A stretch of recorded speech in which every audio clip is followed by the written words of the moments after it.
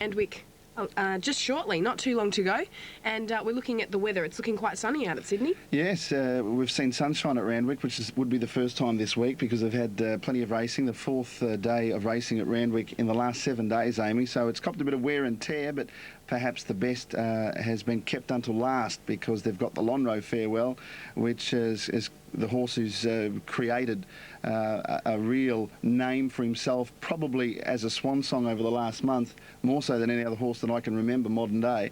So we'll get to see him, and it's a perfect farewell with the weather being so good. And we are seeing a track that's rated dead, but on the better side of dead, and probably the driest track that we've seen for the whole week as well. Fantastic. Well, we do have the totes for race one. It officially dead, but the rail out 9 metres from the 1600 to the winning post. This first race is over 2,000 metres, so it's almost a complete circumference of the big Randwick track. And they're going into the gates. The favourite, number 2, its colours are dark blue with white crossed sashes. So they're pretty famous colours of the Singleton and Harvey clan. Dark blue, white crossed sashes, and it's drawn gate number 1, so you should not be able to miss it. That's Dara Lamara going up into the screen. It stands out with a shadow roll that it's got over its nose. What's the purpose of that one there? Keeping its head down. Often a horse will get their head up in a race and they'll use up too much energy. So therefore it's a way of relaxing a horse. There are certain gear that they can put over the horse's head, over the horse's face, or over the horse's nose, and the horse is more inclined to keep his head down so he can see over the top of that shadow roll. So hence they should relax a bit more. Sheepskin cover, it is, doesn't it? Absolutely. Very soft and colourful at times. Here goes the race. Moe-Sham. Racing now.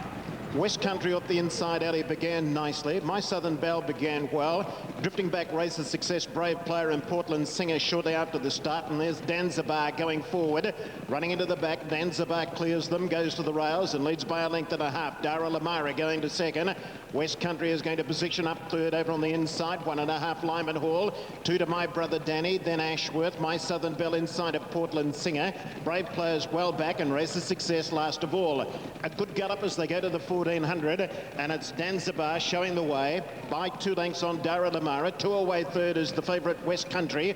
Lyman Hall taken away from the rails, just moving up into 4th place on the outside. Then there's a gap of 4 lengths to My Brother Danny Ashworth. Another 3 to Portland Singer, My Southern Belle. Back second last Brave Player and races success last of all. The leaders have just backed off a touch on the speed as they go to the 1,000, and it's Danzibar by 3/4 of a length. Moving to within striking distance on the outside is Dara Lamara. 2 away third is the favourite West Country, followed by Lyman Hall, My Brother Danny Ashworth, Portland Singer. My Southern Belle's about 10 lengths off the leader, third last on the rails. Then Brave Player and races success. 800 metres to go. Danzibar just quickening again. Has moved away by a length and a half on Dara Lamara. Now 2 in front, Danzibar. He's trying to pinch it coming up to the corner. He's almost 3 in front, Danzibar. Dara Lamara in second position. West Country's hard ridden, a length away third. Followed by Lyman Hall, Ashworth. Then My Brother Danny. And I think we can forget about the rest of them. Danzibar's well clear as they top the rise. It's Danzibar 4 lengths in front of Dara Lamara. Followed by Lyman Hall, West Country. And further back came Ashworth. But it's all Danzibar down past the 200 metre point.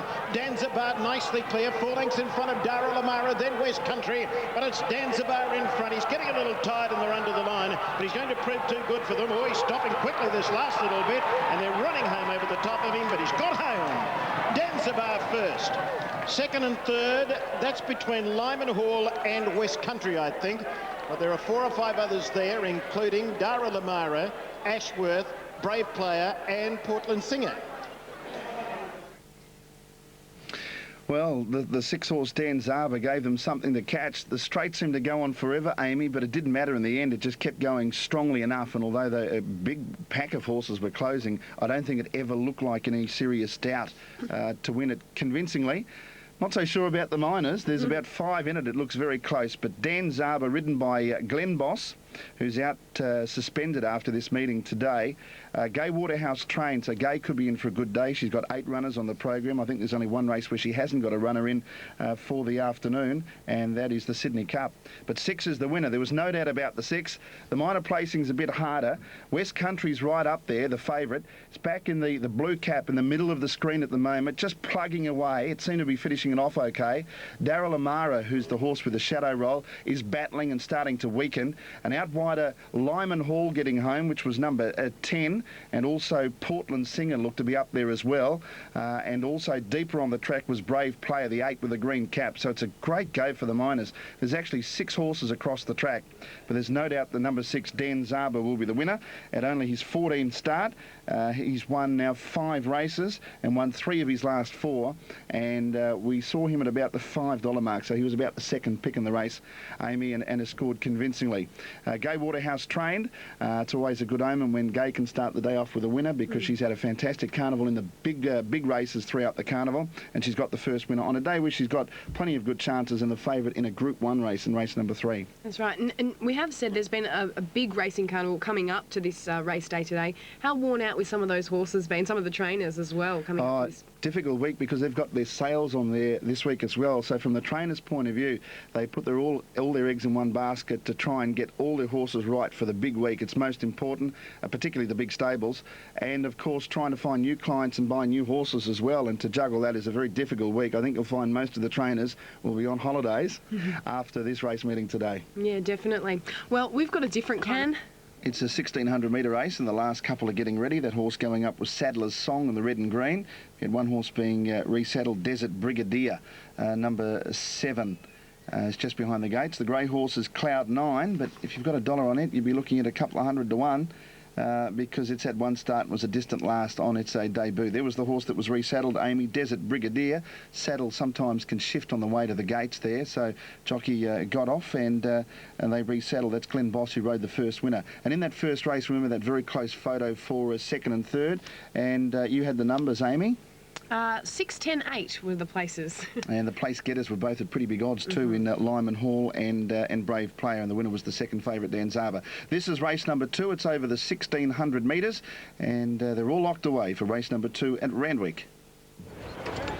Clear-cut favourite. They're off and racing now. And Barberton jumped out very quickly, but headed by Randwick in the early stages, and it's Randwick going to the front from Raid and Rule and Sadler's Song in between that pair in the early stages. Barberton is 4th, and Red Hot Pepper is making ground around the outside, trying to slot in behind the pace, and then Checkered Past, who's over on the rail, and Primo Prince is back about midfield today, 3 wide. Then Moo, who's out deep from Cloud 9, who's pulling fiercely, and further back was Arbitrage, and Desert Brigadier is last of all. As they go round the first corner, approaching the 1,000, and Randwick gets its own way in front and is the leader by about a length on Raid and Rule. Sadler's Song getting into a nice spot, 3rd on the fence, and Red Hot Pepper is 4th, 1 out, and then a couple of lengths to Checkered Past and Barberton racing together, 2 lengths to Primo Prince, written back off the pace today, and then Arbitrage and Mew. Desert Brigadier is making ground 3 wide, and Cloud 9 settling a bit better now as last of all. Approaching the 600, and Danny Beasley has Randwick striding out in front by 3/4 of a length. In second spot is Raid and Rule. Sadler's Song's rider is just easing away from the inside to avoid being pocketed. Checkered Past is slipping up on the inside, and then came Red Hot Pepper, followed by Barberton, Primo Prince, Arbitrage, then Moo, Desert Brigadier and Cloud 9. They're into the straight at the business end now, and Randwick is the leader under the whip from Raid and Rule. Sadler's Song taken to the outside, Checkered Past up on the inside, and further back was Red Hot Pepper, but Randwick is travelling strongly inside the 200. He booted away from Raid and Rule. Red Hot Pepper is starting to stoke up on the outside. It's Randwick in front. Red Hot Pepper is flying on the outside. Randwick is clinging on. Red Hot Pepper lunged. It's close. Red Hot Pepper or Randwick in a close one. It's also close for the Miners. Raid and Rule, Sadler's Song and Checkered Past, and then Barberton and Moo. Further back Arbitrage, and then came in behind them Primo Prince, Desert Brigadier, and last in was Cloud 9. Well, that was a very close one, wasn't it, Dan? It certainly was. As we mentioned before, that Randwick straight just seems to go on and on, Amy. And here it's a matter of lining up which horse's nose has gone down on the post.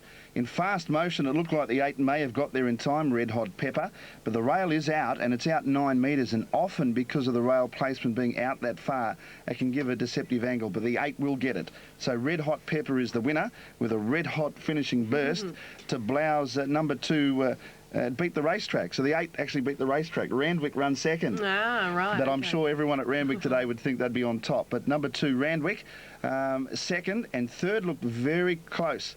But that winner came from a long way off the lead, which gives you the opinion that the track's racing pretty fairly today. There's a bit of buffeting back in the field there as well. The horse in the purple and white colours that got checked was checkered past, and the horse that was bumping it on the outside of it was number 6 Sadler's Song. So they were all figuring in a photo for third with Raid and Rule. And you can see that run. The jockey, I'm sure, would say that it was timed to perfection. But if you're on it, you were never in front until the winning post. But number 8 will be the winner. That's Red Hot Pepper from number 2, Randwick. And we've got another close go for third. But those that are prominent are 1 Raid and Rule with Damien Oliver. Seemed to hang in a little bit in the straight. It had every chance, though. And the others that were handy to them were Sadler's Song and Checkered Pass. So there is a photo for third place. But the winner is number 8 over number 2. That's right. Very interesting flying down the outside there. Very well timed. Jockeys must put a lot of time and effort into timing those sorts of things, mustn't they? Oh, their balance has to be spot on, Amy, particularly at an end of a race like that. When a horse has got the momentum up and going, any shift in weight either side would unbalance the horse, and either the jockey will fall off or the horse will lay in. So they need to be as straight as a gun barrel, so to speak, and the rider has to be well balanced. To time it to perfection, he's won it by probably an inch. So to get the horse to make up 6 lengths over the last 200 metres is quite a finishing burst. So the winning jockey there, by the way, was Corey Brown. So another leading jockey. He's one of the top jockeys in Sydney. And so far today we've seen Glenn Boss and Corey Brown, which is often the pattern in Sydney lately, that the top 3 or 4 jockeys seem to be sharing the winners. And it seems to be the case early on in the day today. Very interesting. Something for the punters out there maybe to take into account as we look at the tote. It is. And he might be the new Lonhro. The new Lonhro. So filling some pretty hefty shoes there. My word. And he's number 1, Dance Hero, trained by Gay Waterhouse, and Chris Muntz has got the ride today. He's the horse that's won the Golden Slipper and also the Sires Produce Stakes, and today by winning the Champagne Stakes he would complete the Group 1 treble that they call the Triple Crown for the 2-year-olds. Now it has been completed before. It's been completed 4 times before. Baguette did it in 1970. But when Baguette did it, this race, the Champagne Stakes, was only over 6 furlongs, so it's still quite a bit different. And then horses, Luskin Star in 1977, who was a fantastic young horse. He did the treble, but at that time, the 3 races were spaced out over a bit longer. It was more the 4 to 5 week period. And more recently, in the early 90s, Terse and Burst both won the treble. But once again, it was over a 4-week period. It's been more condensed now, and one would suspect a bit tougher over the 3 weeks, and that probably has something to do with only the 4 horses running in it today, as well as Dance Hero scaring off the opposition. Just a little bit more demanding. We will have a look at the totes. We did say it's a little bit dubious for those punters out there, but there they are. Well, there you go. It's $1.10 now, so it's almost starting to look like it's a bit of value. $1.10 and double figure odds for the other 3 runners, and there is no place pool, but the win pool is a bit over $50,000. So all eyes are on Dance Hero here. Chris Muntz has got the ride on this horse, Amy. It's a 2-year-old, and it's by Dan Zero, which was a Golden Slipper winner.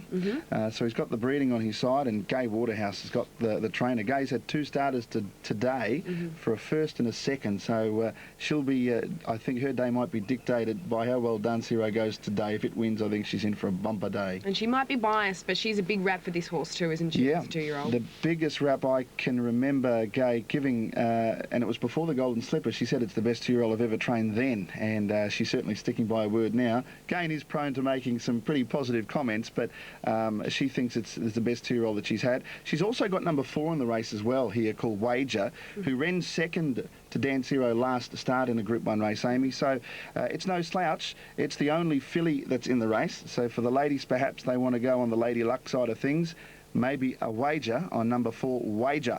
And it's a stablemate of Dance Hero, and got within a length and a quarter last start, so it's logical to think that it might be the hardest to beat for the favourite. Favourites on screen there, you're looking at the red and white checks, almost the Croatian colours there with the sash and the sleeves. $2.7 million this horse has won from only 6 starts to date. So what a thrill it'd be giving his connections to date, Dance Hero. Definitely. And Kid George, number 2 in the race. I wonder if we'll get a little bit of a look at him. There's number 4, Wager, going around the filly there. But he's a fantastic looking animal. If he wasn't such a good racehorse, he'd make a great princess's pony or a show horse or something. You can imagine Barbie sitting on top there, couldn't you? He definitely could. You can see him in the background there. Beautiful chestnut colouring with that gorgeous flaxen mane and tail. Really good looking horse. It does stand out and did win well. He's the only horse in this race that has actually won over the race distance of today, which is a mile, which is about the longest distance that that any of the 2-year-olds have been over. There he is there, Kid George, who was that last start winner, and Corey Brown, who's the leading jockey in Sydney with his win in the previous race. He goes 1 win clear of Darren Beedman in the Sydney Jockeys Premiership. There's the favourite. Now, you can see there's a few attendants wanting to get him up into the gates here, which is not really the best sign, particularly when they're so short. And he starts from the outside gate, gate number 4. Third leg of the Triple Crown. Lead off, Will. Champagne Stakes for Salinger. Set. Started Mr. Cooper to the platform. Hang on, I've got my foot. Ready to jump. Racing. Oh, they hit the ground as one. Dance Hero, 3 deep, just in front. Wager is going to settle second. Kid George is a length away third. And Sava Beale, he can't keep up with them in the early stages. He's 4 lengths off last. Now he's got to get Dance Hero to settle. He's got him over on the rails, and he seems as though he's dropped back onto the bit okay. It's Dance Hero at the 1200, leading by a length and a half on Wager. Wager tested him in the sires, and she's got the drop on him here. 2 lengths away third, then is Kid George. And Sava Beale is 2 lengths off last, about 6 lengths off the leader, which is Dance Hero. He looks to be travelling nicely. He looks to be travelling beautifully down the side, Dance Hero. He's well on the bit. A length and a half in front of Wager, 2 to Kid George, and a length off last is Sava Beale. There's been no change in the order. They're coming up towards the 650 now. Dance Hero, Chris is riding him very confidently in front. Wager's just moving a little closer on the outside. She's going to come to the outside of him. She's in within 3/4 of a length as they run to the bend. Sava Beale has picked up a little bit of ground. He goes to third, and then King George. Dance Hero's in front as they straighten up. He's drifted about 3 off the fence. Wager's coming after him on the outside.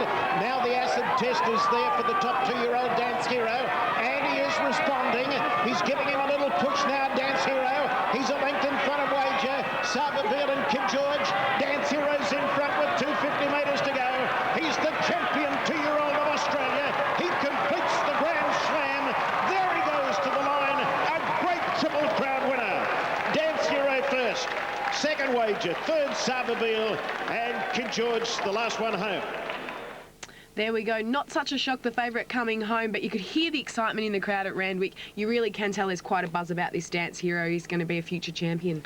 He raced pretty keenly there. It was interesting to see up to the home turn. He'd just been niggled out a little bit, but the sign of a very, very good horse. The way he responded when asked to was just super. He is going to be a superstar. I think he is already. He's won the Triple Crown today, the revamped Triple Crown, and this horse, I think, is significant on a day that Lonhro was bowing out. We've seen something super in Dance Hero. Opposition as far as quantity obviously wasn't much, Amy, but I think there's a bit of quality with the horses that are finished behind him. He's a power horse. Look at his size compared to all the others. Perhaps the only one that could match him is the one back on the inside, Kid George. The little filly Wager was game in defeat. She ran out abruptly at about the 1400 metre point, and I think checked Kid George at the time, and then she seemed to sit 1 wide. It was a fantastic run. She'll be a great filly. And number 3, Sava Beale, who's bred to get over a longer trip. He might be a Derby horse next year, I think. We'll be hearing more of him. They're very exciting horses, but the winner is probably the new champion rising, perhaps. Excellent. So one to look out for, one to put your money on perhaps at home. And there is a lot. We talked about his bloodlines, and with the sales taking place this week, the yearling sales and things like that going on, how important are bloodlines? Well, I think if anyone had owned a horse related to, say, a Dance Hero or any horse that was placed in a Group 1 run over this week, their price would rise significantly. If they were related to a horse that won or was placed, sometimes could triple the price. So if you were a breeder and went there to sell a horse expecting to get 100,000, it might turn out to be a $400,000 or $500,000 horse simply on bloodline. So these races, these Group 1 races, mean everything in breeding. They could make or break you. The difference could be as significant as $500,000. There we go. Not only bringing you the races today, but bringing you the best equine knowledge also. We're going to have a look at the totes for the next race. It's the Fox Studios plate coming up from Randwick, race 4, and there it is, Dan. Well, that's Dance Hero at $1.50. So if you were thinking that it wasn't going to get much further than $1.10, you were wrong in the end. And as it turned out, he did it quite easily. There was no plate. As you can gauge from the betting figures there, it is a very open race, and there are plenty of horses in with a winning chance according to our Super Tab market. Certainly are. Now, it is a race for mares, as we said. Do we expect to see many differences between a race that's specifically designed for the female horses as opposed to having colts or stallions in it? No, not necessarily. It's just probably a fairer race. A lot of races as thoroughbred or harness racing on the sex or the class. They're two significant factors to take into account. The males don't necessarily have all males races, but the females do, and of course being producers, they'll end up there finishing their racing career and then can go to stud. So the more opportunities they would have to be able to win better class races, they're restricted to their own sex, the better, I suppose, the future for racing is, because they can earn top dollar, command larger fees, and produce horses that are well bred. We're going to take the race now, the Fox Studios plate. Race 4. Just waiting for them to steady, and they're off and racing now, and outward display from the inside began well. Fiammarosa in the centre is showing speed, and Chasseresse is not all that far away in the early stages, and Liberty Rose has fired out from the outside stall, and she's going to lead. Liberty Rose will roll to the front from Fiammarosa and Chasseresse. She Swan Lake is trapped 3 wide in the run to the first corner. Outward display is ridden back off the pace in about 5th spot, and Ken West is in the centre. 2 lengths to I Want You Back, and then a couple of lengths to Erin B, Sabino Canyon. Go Ziggy and Withmeyer racing together back in the field, and Luskin Latoile is last of all as they head down the side, and Liberty Rose in front. Chasseresse moving up on the outside is about a head away second. Fiammarosa racing wide as third, and then came Outward Display and Ken West, followed by She Swan Lake, which has never been on the track. Just in behind them, I Want You Back, Go Ziggy making ground, and then came Erin B, Sabino Canyon. Withmeyer's second last, spotting the leaders about 6 lengths, and Luskin Latoile last and under the whip. Turning for home, and Chasseresse moving up to Liberty Rose. They're clear from Fiammarosa. She Swan Lake is making a bit down the outside, and behind them I Want You Back starting to run on, so is Go Ziggy, and Withmeyer is coming strongly on the outside. She Swan Lake put the head in front, and here comes Withmeyer and Go Ziggy right down the outskirts of the track. It's Go Ziggy taken on by Withmeyer. Withmeyer put the head in front. Go Ziggy fights back. It's close. Withmeyer, I think. Withmeyer from Go Ziggy and She Swan Lake, and then Fiammarosa followed by I Want You Back. Then a gap to Chasseresse, Outward Display, Sabino Canyon, Ken West and Erin B. Further back was Luskin Latoile, and Liberty Rose was last in. It's a photo. Great ride by the punter, Jimmy Cassidy. Well, that was a very tight finish there, wasn't it, Dan? Yes, it looks as if number 3 will get it with my right down the outside with Jim Cassidy. Gave them a start, and it looks to be a pattern emerging. They're coming right down the outside of the track. They're using up all of the big track, and with my looks as if she's just got the better of Go Ziggy number 4, so 3 ahead of 4, and She Swan Lake number 13, which was at pretty big odds. Looks as if it may have held on for third, but it wasn't quite at the rate of knots that the second winner came with, but it was a sustained run, and she's last in the picture here in the pink colours, Amy, but taken to the outside, and that could be a significant factor with the way that this the racing unfolds throughout the remainder of the day. The widest runner, and she always looked with a clearer path there, looked as if she might be able to get up. To the credit of the second horse, she kicked on strongly, Go Ziggy, to only go down narrowly, but the last bound or so was quite a lunge from the outside mare to win it, and number 13 will be in third spot to provide quite a bit of value into the trifectas. Jim Cassidy, the winning rider, dual Melbourne Cup winning jockey, one on Kiwi and also on Might and Power. And at reasonable odds, and what we said was quite an even race. It was interesting to note too, we might have seen Chasseresse the grey there. There was a little bit of bumping between a couple of horses. At what point does that become interference, and does someone make a claim on that? Well, the jockeys all have the right to, first of all, view the race footage. Under the race conditions, they're not necessarily sure which horses have bumped them, particularly when it gets quite crowded, as it did then. But if a horse is getting tired particularly, they can often lay in. They may hinder another horse. If they're hindering a horse that is weakening and they're both dropping back through the field, nothing much will happen. But if it's impeding the progress of a horse who's running on, there could well be a protest, and the objection then gets lodged to the stewards. Stewards have to hear it, and they have to fairly make an assessment as to whether the punter's money, you've got to think of the punter's money as number one, and of course the owners, whether or not they weren't given the best opportunity. And sometimes a protest will be upheld. It doesn't happen that often, but it can happen, so it's not a lay-down misere, so to speak, of your horse's first past the post. In that instance there wasn't enough interference. the place getters all came down a section of the track that they weren't impeded with, but there were a few back in the field that obviously did get a bit checked, but I think that was through tiredness. But they were all over on the inside of the track where that interference was, or closer to the inside. So in the bigger fields, particularly in probably the last couple of races of the day, I suspect they might be coming out very wide on the track. It just looks to be an emerging pattern. That's right. We're going to look at the results there of that race. 1, 2, 3. We had 3, 4 and 13. And the winner at 5.80 and 2.30, and the bit of value with the 13, She's a Swan Lake. We talked about Barbie before, so if you got a Barbie and Swan Lake, which my kids have certainly got, would have been a name, and I'm sure at the big value to provide quite a large trifecta. But at $1.60, obviously wouldn't represent that much value, but a lot of people would say a winner is good at any price. The Victorian Speedy King given a chance at 5.70. He's another very smart horse. And Red Terror, number 4, is well in the market as well. Red Terror, of course, was the famous nickname of probably the most famous racehorse of all. Yeah, that's right. Now, we are looking at them going into the barriers now, and we did notice a big black horse there called Oxano, and he looks like he might be some relation to Lonhro. So there's a kind of few coincidences there. He's dark in colour, actually. He was just on the screen for a moment there. Yeah, by octagonal, he's the same sire as Lonhro. He hasn't got the same winning sequence as Lonhro, and if he won today, it'd be a big shock because he's a pretty big odds. His form's been poor, but he may have some sort of a place chance, I would suspect. Excellent. We're looking at the grey there, Cosmic Dude. Now, we were talking earlier about grey horses. They're often used as clerk of the course horses after they retire from racing. Well, apparently they're supposed to pacify the other horses. They see a greyer horse and they seem to calm down a little bit. Or so that's the story that I'm told. I have seen bay clerks of the course, but they're predominantly grey, and you can get some famous ones as well. And that's the grey Cosmic Dude, drawn the outside. Field of 9 in race 5. Second plate, racing. Running Rich on the inside began nicely. Tornado Alert dropped back. So did Speedy King. Going forward is Oxano. He looks as though he's keen to lead. And going up on his outside is the grey, that's Cosmic Dude. Mountain of Light is going to allow them to go by the looks of it and track in third position on the rails. Point of Honour Running Rich together. Then Straight, he's back in 6th position, about 6 lengths off the leader. Speedy King is on his inside. A break at 3 lengths then to the Red Terror. And last of all is Tornado Alert. Running into the back and going up towards the 1400, Cosmic Dude takes over now. It's Cosmic Dude by a length and a half.